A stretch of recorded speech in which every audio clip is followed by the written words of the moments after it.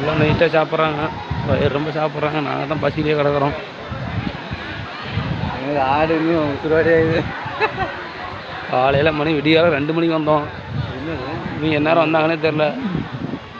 எல்லாருமே ஃபுல் கட்டு கட்டுறாங்க. ஞாயிற்றுக்கிழமை நாளாக போச்சு. எல்லாம் கெடா கறி, மீன், முட்டைன்னு போட்டு சாப்பிட்றாங்க. நாங்கள் பசியிலேயே வீடியோ மட்டும்தான் எடுத்துகிட்டு இருக்கிறோம். பார்த்திங்கன்னா இப்போ நம்ம மேட்டூரில் இருக்கிறோம், பூங்காக்குள்ளே இருக்கிறோம்.